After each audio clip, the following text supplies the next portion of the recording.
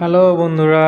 তো আমরা চলে এসেছি একটা নতুন ভ্রমণ কাহিনী নিয়ে, যেটা কলকাতা থেকে আন্দামান পর্যন্ত। কখন গেলাম, কিভাবে গেলাম, আর কত কম খরচে বাজেটে এটা করা সম্ভব সবই বলবো, তোমাদের সঙ্গে শেয়ার করব। দেখে নাও। তো আমরা চলে আসলাম কলকাতা এয়ারপোর্টে। দেখো, যেহেতু প্রথমবার ফ্লাইটের এক্সপিরিয়েন্স করা, সেটারও একটা খুব এক্সাইটমেন্ট থাকে সবসময় সবার মধ্যে। আমাদেরও সেটার কোনো ব্যতিক্রম ছিল না। তো আমরা ফ্লাইটটা দেখছিলাম কত সামনের থেকে, যে ফ্লাইটের এখানে কিভাবে দাঁড়ায়, কোথায় যায়, তার আশেপাশে কীরকমভাবে ব্যবস্থা থাকে। দূর থেকে তো অনেক দেখেছি, তো সামনে থেকে প্রথমবার। যাই হোক, তো আমাদের ফ্লাইট চলা শুরু করে দিল। মাঝপথে আছে এখন আন্দামানের উদ্দেশ্যে। চলো, মাঝপথে এই নীল আকাশ, পুরো একদম যে নীল আকাশ আমরা নিচের থেকে দেখি, সেটা এই মাঝপথে এসে এরমভাবে দেখতে লাগছে। দেখো, দূরে পুরো নীল, যেদিকে তাকাই পুরো নীল। তো এই দেখতে দেখতে আমরা পৌঁছে গেলাম হচ্ছে আন্দামান। আমাদের লাগেজগুলো নিয়ে নিলাম, নিয়ে বেরিয়ে পড়লাম হোটেলে বুক করে। হোটেলে সব চেক ইন করে নিয়ে বেরিয়ে পড়লাম সেলুলার জেল। এই হচ্ছে সেলুলার জেল। আর এই দেখো একটা গাইড উনি সবাইকে বোঝাচ্ছে যে কিভাবে এখানে সেলুলার জেলের হিস্ট্রি কী আছে, কোথায় কি হয়েছে না হয়েছে, সেগুলো সম্পর্কে কেউ চাইলে গাইড হায়ার করতে পারো।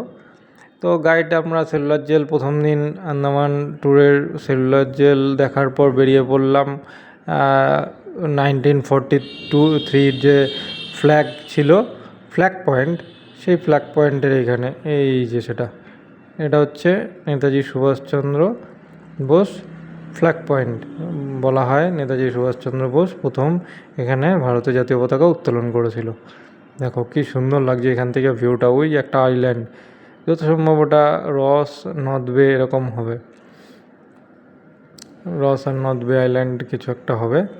তো এখানে আমরা কিছুক্ষণ সময় কাটিয়ে, বেশিক্ষণ দিনই সময়, অল্প কিছুক্ষণ সময় কাটিয়ে বেরিয়ে পড়লাম পরের ডেস্টিনেশন করভেনস্কেপ বিচ। এটা হচ্ছে করভেনস্কেপ বিচ। এখানে অসংখ্য জেটি রয়েছে সমুদ্র পাড়ে। এই জেটি থেকে ঘুরে সামনে কিছু কিছু ছোটো আইল্যান্ড আছে, বুকিং করে প্রাইভেট জেটি করে ফেরি করে যাওয়া যায়। সেগুলোতে তোমরা চাইলে পার্সোনাল বুকিংও করতে পারো, শেয়ারেও যাওয়া যায়, কথা বলে নিও ওদের সঙ্গে। তো করভেনস্কেপ বিচ, এই যেগুলো দেখছো, এগুলো যত সম্ভব সব মৃত কোরাল, ডেড কোরাল, আর একটু কাদাও আছে। ওই যে একটা আইল্যান্ড, এই আইল্যান্ডে আমাদের একজন যাওয়ার কথা বলছিল, 700 টাকা ভাড়া। তো আমরা যাইনি, কারণ আমাদের চিড়িয়াটাপু মুন্ডা পাহাড়ের প্ল্যান ছিল। তো এখান থেকে আমরা রওনা দিয়ে দিলাম। তারপর কিছুক্ষণ সময় কাটানোর পর চলে আসলাম হচ্ছে চিড়িয়াটাপু মুন্ডা পাহাড়। এখানে আমরা দেখার জন্য চলে আসলাম। আমরা একটা স্কুটি হায়ার করেছিলাম, ওটার রেন্ট পড়েছিল 500 টাকা। একদম সামনের থেকেই পাওয়া যায়, এয়ারপোর্ট গেটের অপোজিটেই আছে বাইক রেন্টাল বলে, ঠিক আছে। তো এই হচ্ছে চিড়িয়াটাপু। দেখো বিচে এখানে দুজন নেমেছে, জুম করেছি কিন্তু অত ক্লিয়ার আসছিল না, ফেটে যাচ্ছে। তো এই চিড়িয়াটাপু, যেটা এখানে সবাই সানসেট দেখতে আসে। তো তারপর এখান থেকে আমরা চলে গেলাম নেক্সট মুন্ডা পাহাড়। এই মুন্ডা পাহাড়ের এখানে একটা পাহাড় আছে, যেটার ওই ভিউ পয়েন্টে আমরা যেতে পারিনি, কারণ হচ্ছে এটা নাকি কয়েক মাস আগে ওই ভিউ পয়েন্টটা বন্ধ করে দিয়েছে। যত সম্ভব কেউ একটা ভিউ পয়েন্টে যেতে গিয়ে কোনো দুর্ঘটনা হয়েছিল, তো তার জন্য তারপর থেকে নাকি বন্ধ করে দিয়েছে ওই ভিউ পয়েন্ট। তো আমরা যেতে পারিনি, ঠিক আছে। তো যাই হোক, এখানেই কিছুটা সময় কাটিয়ে আমরা বেরিয়ে পড়লাম সেলুলার জেলের নাইট শো দেখতে। যে সেলুলার জেলের এখানে ব্রিটিশদের অত্যাচার, বিপ্লবীদের উপর কীভাবে হয়েছিল, সেই অত্যাচারগুলো এখানে দেখার জন্য আমরা বেরিয়ে পড়লাম। ফাইনাল ডেস্টিনেশন আজকের মতন সেলুলার জেলের নাইট শো। তো ভিতর থেকে এখানে কোনো ভিডিও করতে দিচ্ছিল না, তাই বাইরের টুকুই তোলা। হয়ে গেল কমপ্লিট। ডে 2 আমরা চলে আসলাম সকাল 6টার সময় ফেরি ধরলাম পোর্ট ব্লেয়ার টু হ্যাভলক। হ্যাভলক যাওয়ার পথে সুন্দর ভিউ, এরকম জাহাজে চড়ে মাঝ সমুদ্রে আমরা কখনো আগে যাইনি। তো এই ভিউটা আর এই জলের স্রোতগুলো খুব দেখতে ভালো লাগছিলো। তার মধ্যে আরেকটা জিনিস দেখতে পেলাম, উড়ুক্কু মাছ, যেটা এখান থেকে ক্যামেরায় ধরা পড়ছে না, এত ছোট মাছগুলো উড়ে উড়ে চলে মাছগুলো। মানে এখান থেকে উড়বে প্রায়, ওড়ার ক্ষমতা 10 মিটার 20 মিটার পর্যন্ত উঠতে দেখেছি আমি ওই মাছগুলোকে। উড়ে এক জায়গার থেকে উড়ে আরেক জায়গা পর্যন্ত চলে যায়। তো এই হচ্ছে ব্যাপার।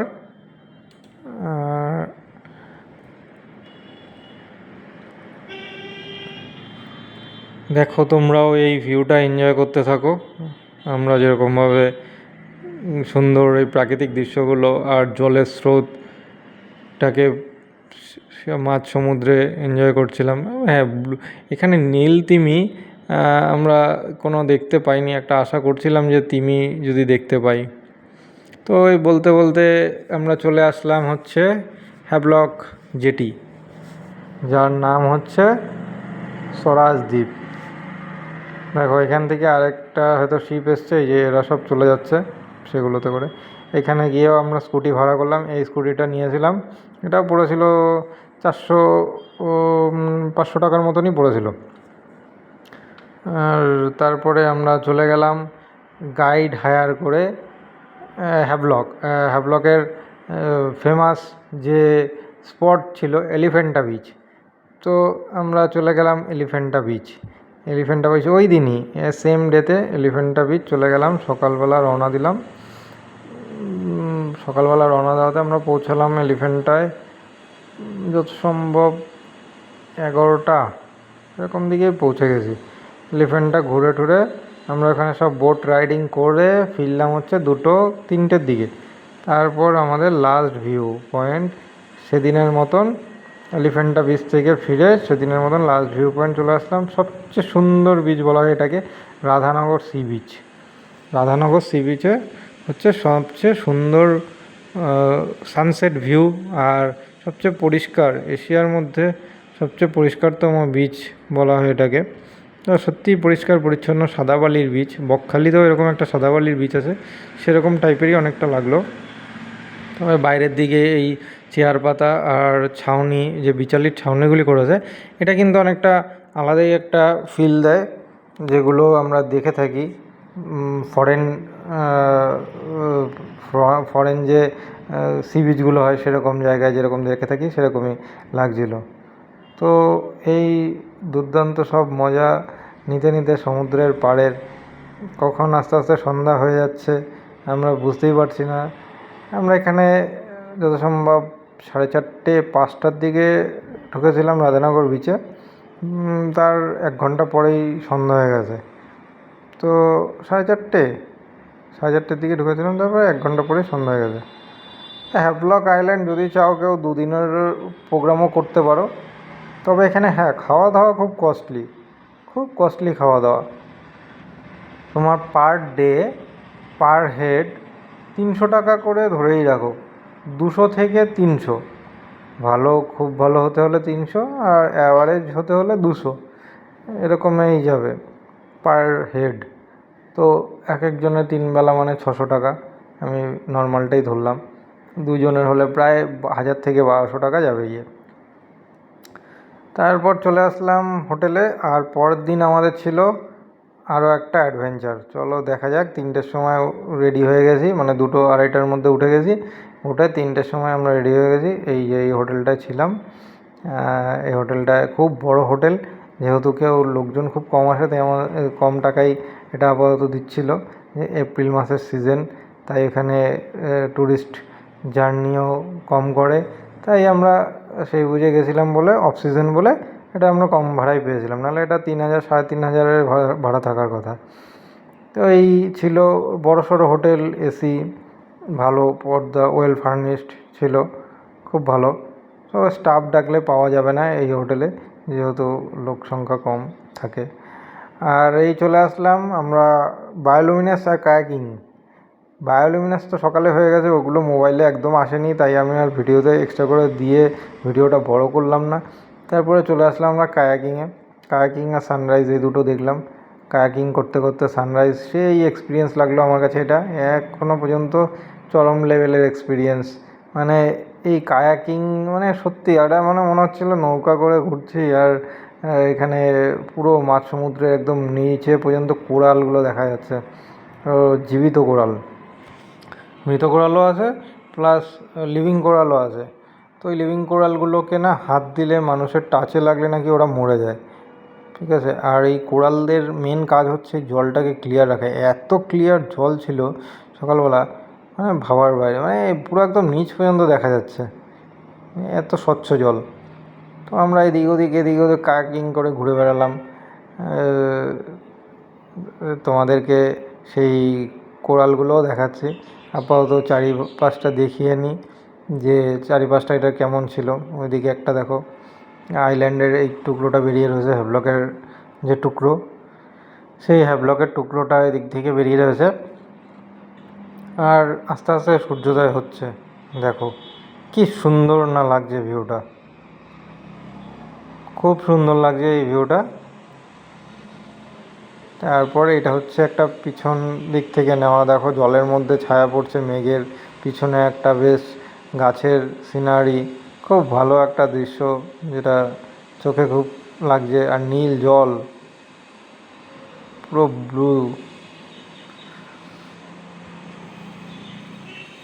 তো আমরা আস্তে আস্তে গিয়ে যাচ্ছি কোরালের দিকে, এবার কোরাল দেখার জন্য। এই অ্যাডভেঞ্চারটা আমার কাছে খুব ভালো লেগেছিলো বায়োলুমিনাস, যার জন্য বায়োলুমিনাস দেখতে হলে খুব আর্লি মর্নিংও বলা চলে না, মিড নাইটের দিকে আসতে হবে। 3টের দিকে আসলে তো আরও ভালো, 4টের মধ্যে ওরা বলে আসতে। এই দেখার পর, এই কোরালগুলো দেখার পর আমরা চলে আসলাম সেদিনের লাস্ট পয়েন্ট,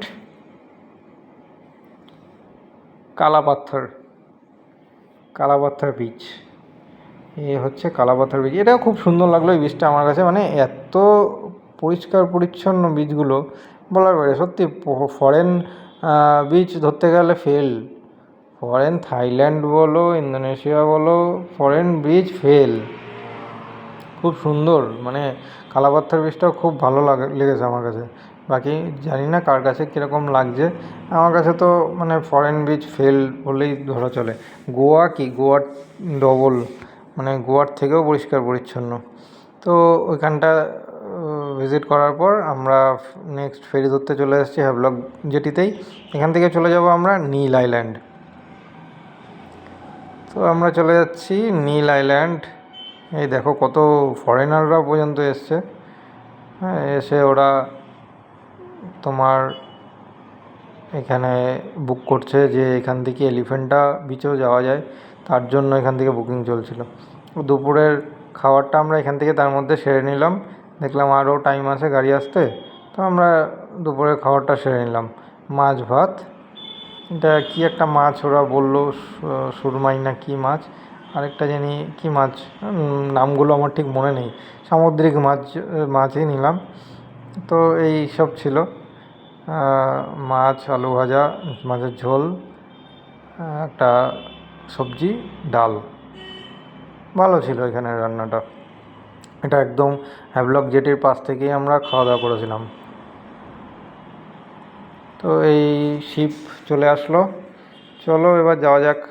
লাস্ট আন্দামান ভ্রমণের লাস্ট ডেস্টিনেশন হচ্ছে নীল আইল্যান্ড, যেটা শহীদ দ্বীপও বলে। তো আমাদের সবই ছিল গভর্নমেন্ট ফেরি, যার জন্য আমরা উপর ডেকে একদম উঠে যেতে পেরেছিলাম। তো গভর্নমেন্ট ফেরিতেই একটা সুবিধা থাকে যে একদম উপরের দিকে উঠে যাওয়া যায়।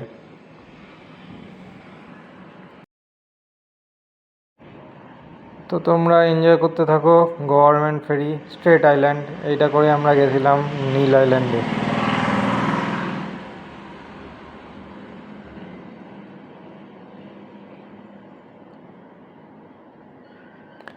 তো নীল আইল্যান্ডে আসার পর আমাদের সবার প্রথম কাজ ছিল স্কুটি ভাড়া করা।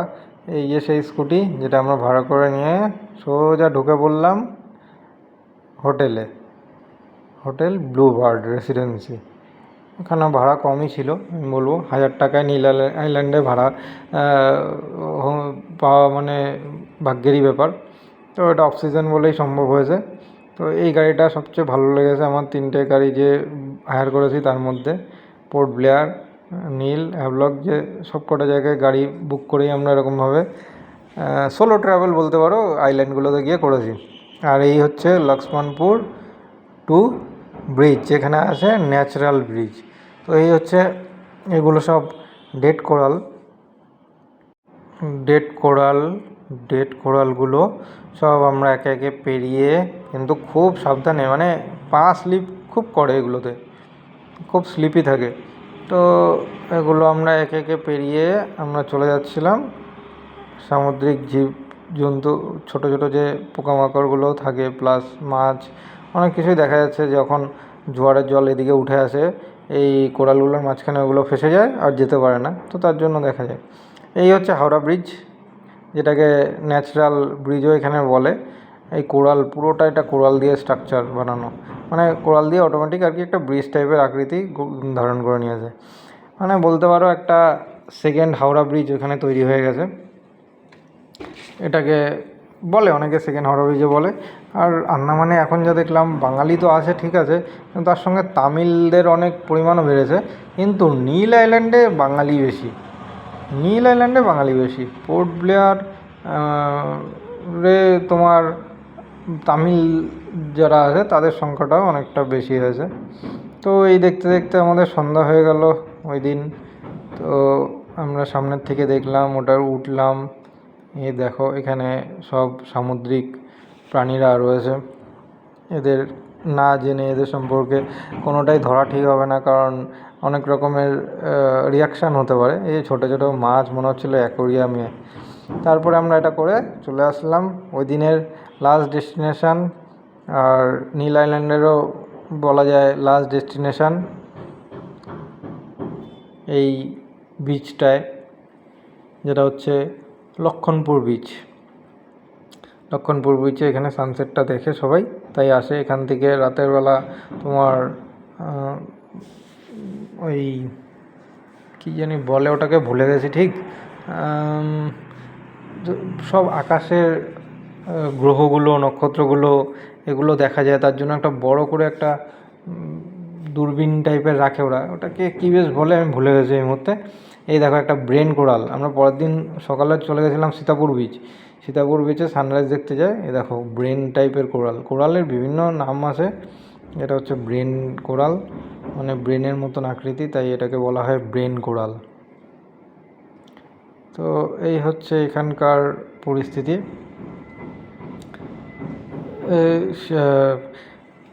সীতাপুর বিচে সকালবেলা দেখো কত লোক এসছে এখানে।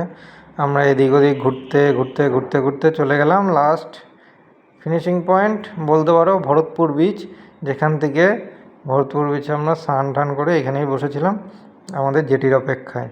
আমার তো এই জলে নামার পর আর উঠতে ইচ্ছে করছিল না, এত নীল জলের এত কালার, এত ভালো, আর এত স্বচ্ছ জল, এই পার পর্যন্তই কি ঢেউ আসছিল। তো খুব ভালোই লাগছিল। অনেকেই গেছে দেখো, খুব মজা করছিল। তোমরাও দেখো আর এনজয় করো এই পার্টটাকে। দেখো কত ছোট ছোট বাচ্চারাও এসে এখানে মজা করছিল একদম সমুদ্রের পাড়ে বসে। খুব সুন্দর দৃশ্য। আমার এখানে আর উঠতে ইচ্ছা ছিল না, কয়েক রাউন্ড সাঁতার মেরেই নিলাম যখন সুযোগ পেয়েছি। আবার কবে না কবে আসতে পারবো কি পারবো না, ভগবান চাইবে কি চাইবে না, কারণ নিজের তো চাওয়াতে তো কিছু হয় না। ভগবান যদি চায় তাহলেই হয়তো আসতে পারবো এরকম সুন্দর জায়গায়, ভগবানের বানানো এই পৃথিবীতে, সুন্দর পৃথিবীতে দেখার মতন করে।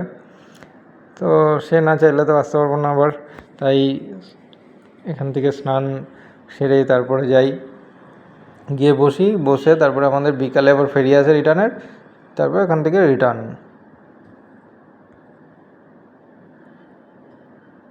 তার মধ্যে আমরা স্নান করার পর ততক্ষণ একটু খাওয়া দাওয়া সেরে নিলাম। চলো এই দেখো প্লেট, এখানে দিয়ে আছে ডাল, এক রকমের মিক্স ভেজ সবজি, সেই চাটনি, পাঁপড় আর মাছ আর আলু ভাজা, ব্যাস। এটা নিয়েছিল যত সম্ভব 350। নীল আইল্যান্ডে খাবার আরেকটু কস্টলি, কারণ সব মেন আইল্যান্ড থেকে বেশি খাবারগুলো আসে। যা চাষের জিনিসপত্র থাকে সেগুলো ওইখানকার যারা রেসিডেন্সিয়াল আছে তাদের ক্ষেত্রেই বেশি চলে যায়। তো ট্যুরিস্টদের জন্য যেই খাবার জোগাড় বেশিরভাগটা আমি যখন খবর নিয়েছি সব মেন আইল্যান্ড থেকে আনা হয়, মেন আইল্যান্ড থেকে এনে তাদেরকে দেওয়া হয়।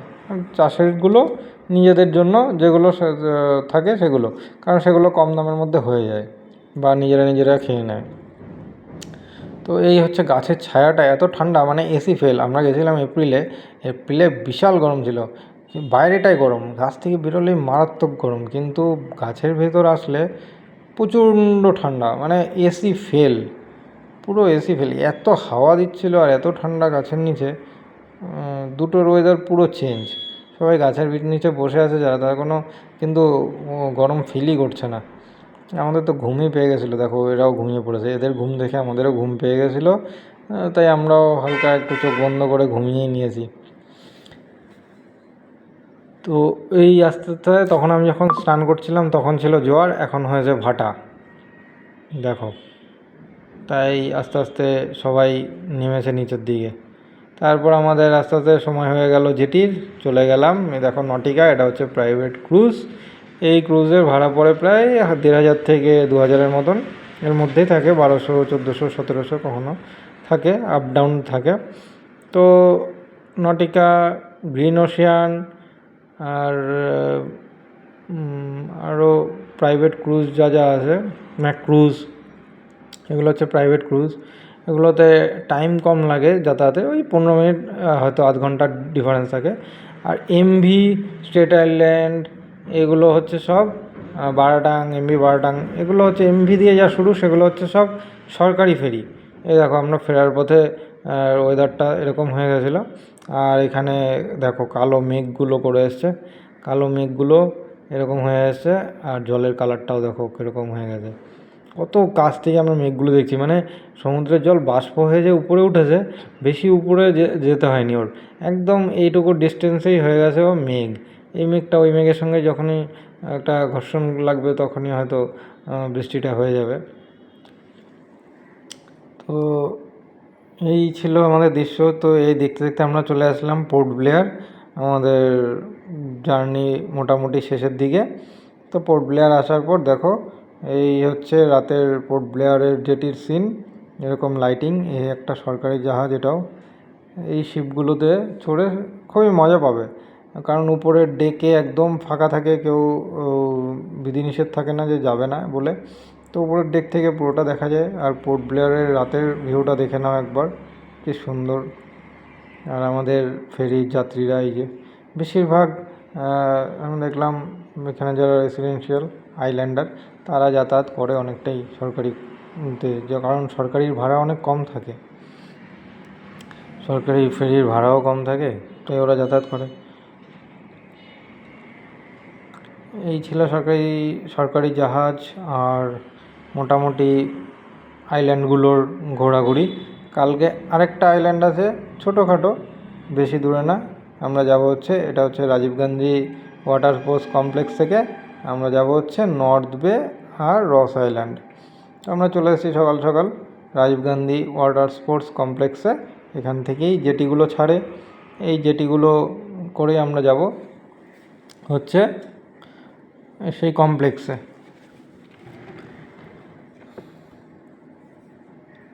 তো অনেকক্ষণ এখানে আমাদের ওয়েট করতে হয়েছে, ওয়েট করার পর আমাদের জেটি চলে এসছে, আমরা রেডি হয়ে বসে পড়লাম দুজনে। বাকি শেয়ারিংয়ে ছিল, বাকি যারা ছিল এই যে আশেপাশের দিয়ে পিছনে দেখা যাচ্ছে কয়েকজন, তারা সব শেয়ারিংয়ে ছিল। শেয়ারিংয়ে বসে কেউ প্রাইভেট যদি ভাড়া করে যেতে চাও ওদের সঙ্গে কথা বলে নিও, প্রাইভেটও করা যায়। আর শেয়ারিংয়ে থাকলে শেয়ারিংয়ে যাবে। এই হচ্ছে প্রথমে গেছিলাম রস আইল্যান্ড, এই হচ্ছে রস আইল্যান্ড আমরা যাচ্ছি। এখানে হরিণ পার্ক বলা যায় এটাকে, ডিয়ার পার্ক। রস আইল্যান্ডটাকে আমার ডিয়ার পার্ক বললে বেশি সুবিধা হবে, কারণ এখানে এত পরিমাণে হরিণ, আর হরিণরা খুব মানুষ ফ্রেন্ডলি, এখানে হিউম্যান ফ্রেন্ডলি। এই হরিণগুলো মানুষ দেখলে কোনো ভয় পায় না, আর প্লাস টাচও করা যায়। কিন্তু আমাদের বলেছিল যে যেগুলো শিংওয়ালা হরিণ আছে সেগুলোকে ধরতে না, তাই আমি এই যে শিং ছাড়া বাচ্চা হরিণ এটাকে ধরছিলাম, বেশ ভালোই লাগছিলো। মানে ওই সোনার হরিণ টাইপ বলে না, সেই সোনার হরিণ আমরা দেখেছি মনে হচ্ছিলো, ধরছিলাম, বেশ ভালোই লাগছিলো। অনেকটা ছাগল ফিল আসছিলো এগুলোকে ধরে, হরিণ ধরে। তো তো এদেরকে বাইরে থেকে কিছু খাওয়ানো নিষেধ থাকে, বিধিনিষেধ থাকে, কারণ অসুস্থ হয়ে যেতে পারে শরীর। তাই এদেরকে খাওয়ানো। দেখো হরিণের শিংটা দেখো পিছনের, মারাত্মক শিংয়ের। এগুলি খুব নাকি অ্যাগ্রেসিভ হয়, তাই এগুলোকে ধরতে বারণ করে। এই হচ্ছে ব্রিটিশ আমলের গাড়ি। দেখে নাও জিপ যেগুলো চলতো আগে, ব্রিটিশ আমলের গাড়ি, এখন প্রায় মনে হয় বন্ধ। এই জিপগুলো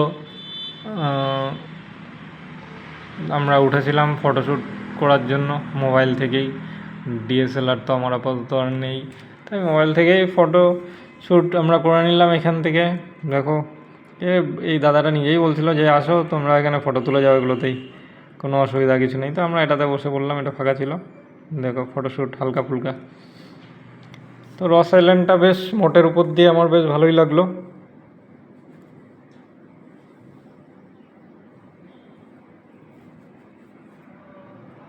দেখো হরিণ, যেদিকেই তাকাবে সেদিকেই হরিণ, হরিণ আর হরিণ, হরিণ ছাড়া আর কিছুই নেই।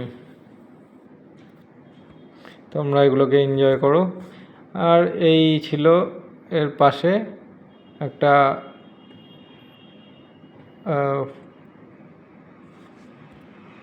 প্রিন্টিং প্রেস, যত সম্ভব কি কিছু একটা স্টোর টাইপের ছিল। তো আমার এক্স্যাক্টলি এটা ঠিক মনে নেই। যাই হোক, ওইটা আমরা পার করে চলে আসলাম। এই একটা ভগ্নস্তূপ, এখানে কিছু একটা বাসস্থান ছিল কারোর, বলছিল ব্রিটিশদেরই। তাই সেই সাহেবদের বাসস্থান সব এখন অতীত ইতিহাস হয়ে গেছে।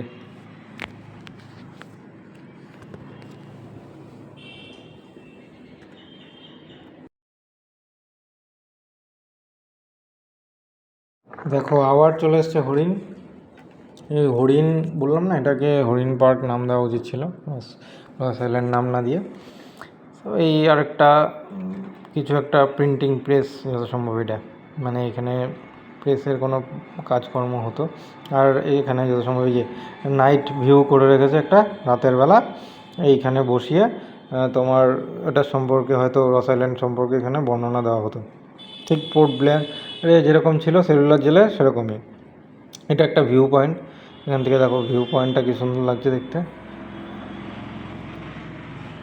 তো এই করতে করতে আমরা এগিয়ে গেলাম আস্তে আস্তে। তো আমরা তারপরেও যাচ্ছি এদিকটায়, ভিউটার সৌন্দর্যগুলো উপভোগ করতে করতে। রস আইল্যান্ডের বিউটিটা সত্যিই অসাধারণ। আর এই দেখো একটা লাল রঙের বাড়ি। ঠিক যেহেতু আমরা হেঁটে ঘুরছিলাম, তাই পুরো ইনফরমেশানটা এটা আর বলতে পারবো না যে এটা কিসের ছিল, কিন্তু মনে হচ্ছিল এখানে কোনো একটা আগে চলে আসলাম আমরা এখানে।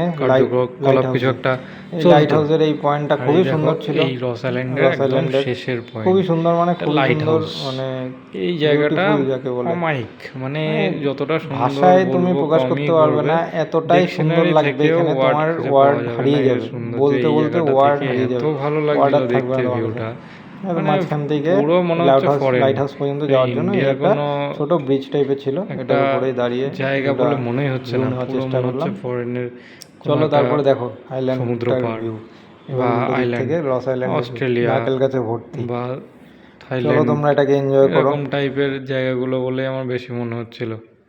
হ্যাঁ, এই জায়গাটা পুরো একটা ইউনিক। এরকমভাবে লাইট হাউসে দেখো এইটুকু ভিউ যে আসছে, দেখে মনে হচ্ছে যে এই ইন্ডিয়ারই কোনো একটা জায়গা হতে পারে এটা। আর এই চলে আসলাম আমরা জাপানিজ বাংকার। এইগুলোতে জাপানিজরা দ্বিতীয় বিশ্বযুদ্ধের সময় এখানে ছোটো ছোটো বাংকার বানিয়ে থাকতো এর ভিতরে, তখন যাতে তারা এখান থেকে টোটালটার উপর ফলো রাখতে পারতো, ভিতর থেকে করা, অ্যাটাক করা, যুদ্ধজাহাজ, বিস্ফোরণ থেকে বাঁচা, এগুলোর জন্য অনেক সুবিধা হতো তারগুলোর থেকে বাঁচার জন্য। তাই তারা জাপানিজরা এখানে বাংকার বানিয়ে সুবিধা করে দিত। ভাবো জাপান গিয়ে একটা আইল্যান্ড কত দূরে, আর ওই সময় কিভাবে এত দূরের আইল্যান্ডটাকে একটা আইডেন্টিফাই করেছিল যে এখান থেকে চলে আসলাম কিছুটা মেনটেন করা যাবে, কন্ট্রোল করা যাবে। থেকে বেরিয়ে আর আমাদের এখান থেকে ফিরে এসে দেখার কিছু নেই। নর্থ বেতে যারা আসলাম হচ্ছে একটা লাইট হাউস আছে, সামুদ্রিকা কিন্তু মিউজিয়াম, আমরা এটা হচ্ছে আমাদের লাস্ট যেদিন ডেস্টিনেশন গেছিলাম আন্দামানে সেদিন বলতে পারো। বন্ধ ছিল। এরপরে আর কোনো ভিউ দেখার মতন কিছু নেই, আমরা এখান থেকে বেরিয়ে পড়বো।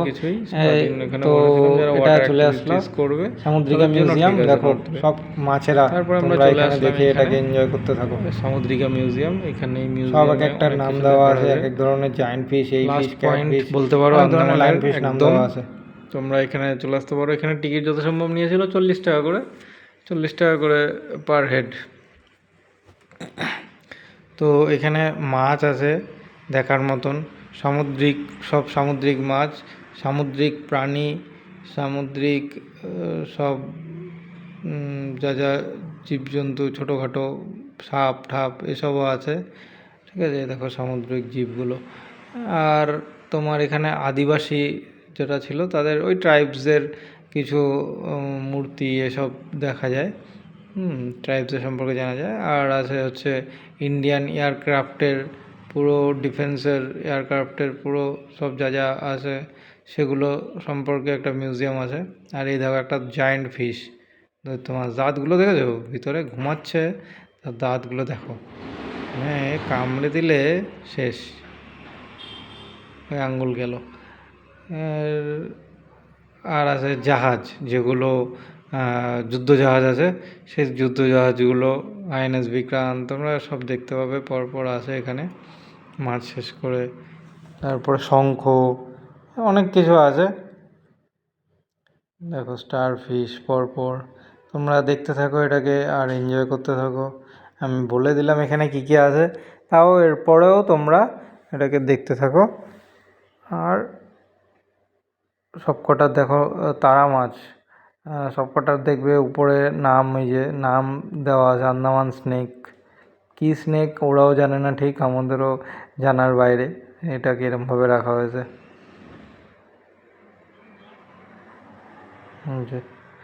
যাতে এগুলো পচে না যায়, তার জন্য এরকমভাবে রাখা হয়েছে স্নেকগুলোকে। এই হচ্ছে সেই ট্রাইবসগুলো যেগুলোর কথা বলছিলাম আন্দামানের। তো এরা এক একজন মানে 50 লোকের উপর ভারী পড়বে, এরকমই বলা হয়। এরা এতটাই দক্ষ, যেহেতু আমাদের মতন মোবাইল টিভি এরা ইউজ করে না, তাই এদের ব্রেন খুব শক্তিশালী হয় শিকারের উপর। আর এই হচ্ছে সামুদ্রিক একটা জীব, বিশাল বড় ব্লু হোয়েল। এটা ছিল ব্লু হোয়েল, ব্লু হোয়েলের হাড্ডি, এটা পুরো একদম ভেতরের হাড্ডিটা দেখতে পাচ্ছ। তারপর আমরা চলে আসলাম এই এয়ারক্রাফটে, যেখানে যুদ্ধজাহাজ আর হেলিকপ্টার গুলো রয়েছে।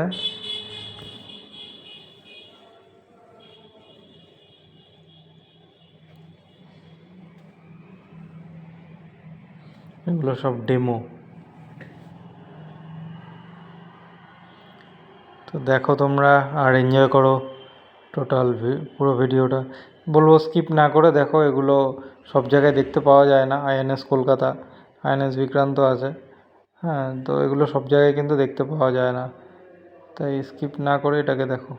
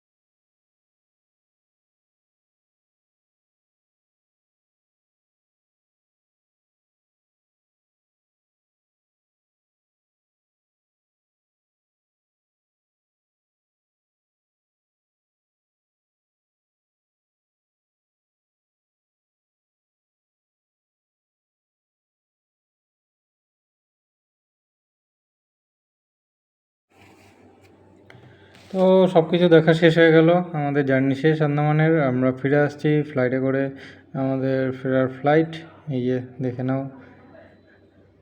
তো ফ্লাইটে চেপে গেলাম, আর এখানে দেখছিলাম এখানে ভিতরে কী কী থাকে অ্যারেঞ্জমেন্ট। যেহেতু ফার্স্ট টাইম ফ্লাইট, যাওয়া আসা দুটোরই একটা এক্সাইটমেন্ট, তবে ফার্স্ট যাওয়ার সময়টা একটু বেশি এক্সাইটমেন্ট থাকে। ফেরার সময় তো একবার যেহেতু ওয়ান ট্রিপ হয়ে যায়, তাই অতটা আর থাকে না। এই দেখো বমি করে যাদের পায় তাদের বমি করার জন্য এটা দেওয়া থাকে। অনেকে আসে ফ্লাইটে উঠলে বমি পায়, ট্রাভেলিং জার্নি যেটা থাকে তার জন্য হয়। তো বিভিন্ন যে ধরনের এখানে জিনিসপত্র দেওয়া থাকে। আর এই হচ্ছে সিস্টেম এখানের। এ দেখো উপরে 3টে বটন থাকে, একটা লাইট, একটা এসির, এটা হচ্ছে লাইটের, ঠিক আছে। এক একজনের লাইট মাথার উপর থাকবে, যেটা ওই সাইডের ওই পাশের মানুষের, মিডিলের মানুষের, এই পাশের মানুষের। তো এটা হচ্ছে লাইটের, আর পাশেরটা থাকছিল এসির। এই দেখো প্যাসেঞ্জাররা, এখানে প্যাসেঞ্জাররা আমি যা বুঝলাম টোটালি ট্রেনের প্যাসেঞ্জারের মতন ফ্লাইট চলতে চলতে এখান থেকে নেমে এসে দাঁড়িয়ে পড়ে, এই করে ওই করে। তো এই হলাম আমরা, কিছুটা মজা করতে করতে বেরোলাম। এই এয়ার হোস্টেস সবাইকে বোঝাচ্ছে কীভাবে কী করতে হবে না করতে হবে, ইমার্জেন্সি টাইমে কী করতে হয় না করতে হয়। দেখো, তো আমাদের ফ্লাইট এবার উড়ান শুরু করে দিল, চলো গো। দুগ্গা করে বেরিয়ে পড়লাম রিটার্নের উদ্দেশ্যে, কলকাতার উদ্দেশ্যে। আন্দামানের জার্নি শেষ। আন্দামানের এই ছোট দ্বীপটাকে আমরা খুব মিস করব। কথায় ছোট বলে ঠিকই, কিন্তু ঘুরে দেখে সব কমপ্লিট করতে সত্যি অনেক দিন টাইম লাগে। অতটাও ছোট না যতটা বলা হয়, দেখার মতন অনেক কিছু আছে। আর এরপর তো গ্রেট নিকোবর প্রজেক্ট হচ্ছে, তারপর তো এখানের ভিউ আরও পাল্টে যাবে।